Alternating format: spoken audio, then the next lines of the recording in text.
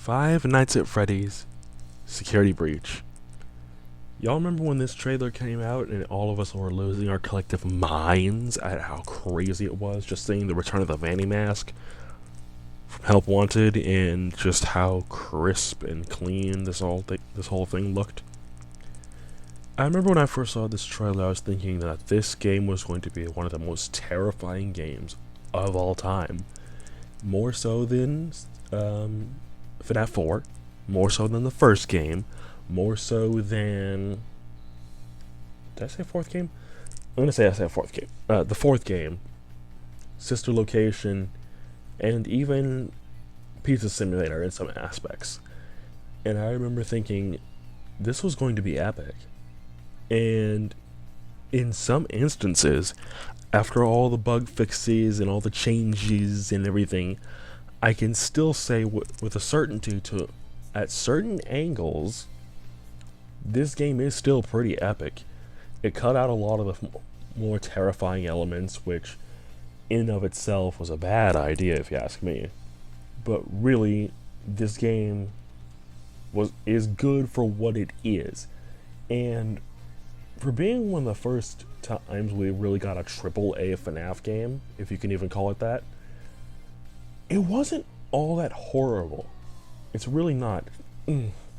But if there is one thing that terrified me in this game, more than anything, more than everything that we got in this game, more than the Afton ending, more than Vanny, more than pretty much any other aspect that was brought into this game, there is one character that scared me above all of them, and that is...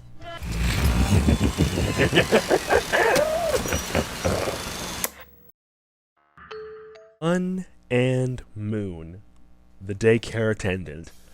I mean, Sun's not so bad, but Moon is just... it's something else. And behold my footage from back when I actually tried to play this game. But there's a little thing called the Uncanny Valley.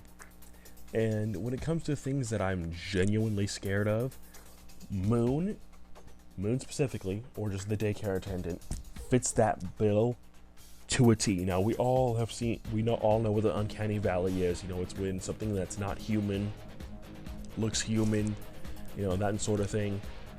It's something that a lot of people have a genuine fear of, and for me, it's Sun and Moon. And in fact, it's funny because as I'm recording this audio, I'm actually looking straight forward and not directly at my iPad, because this entire section of the game, which is why I haven't beat it, is genuinely terrifying to me, to the point of, okay, I need to step away from the game. I need to step away from this thing before I like panic.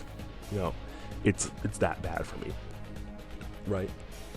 So, and the only other thing that, see, and here's the part that stinks about me being terrified of this character, is that Twitter and Tumblr and pretty much every social media outlet ever loves Sun and Moon. They love the daycare attendant, and you know what, and if it wasn't for my irrational fear of this character, I would be in that camp. But I can't. I can't get myself to like this character. I can't get myself to. I don't want to understand why people like it, but I mean, I do. I understand why people enjoy this character. I do understand it, but understand this, that there are some that are terrified of this kind of character, and I am one of those people. So is this me saying that unless I can somehow if I can get this game on PC and somehow cheese past this game, that I probably will never play the rest of Security Breach? Yeah, that's exactly what I'm saying, actually. And here is my exact reasoning as to why I haven't picked this game back up, and why I haven't touched it in like however many months. I think it's been like 2 months or something to that effect. But yeah, no, this whole section of the game genuinely scares me, and it scared me even back when this game was still like, oh my gosh, Security Breach, it's out, woo. Even watching Dawko and the Fusion and everyone's play through this section, I had to look away a few times because, again, this character scares me. And again, the only way I could get to the rest of the game is if I got it on PC and just cheesed past this section and didn't have to deal with it.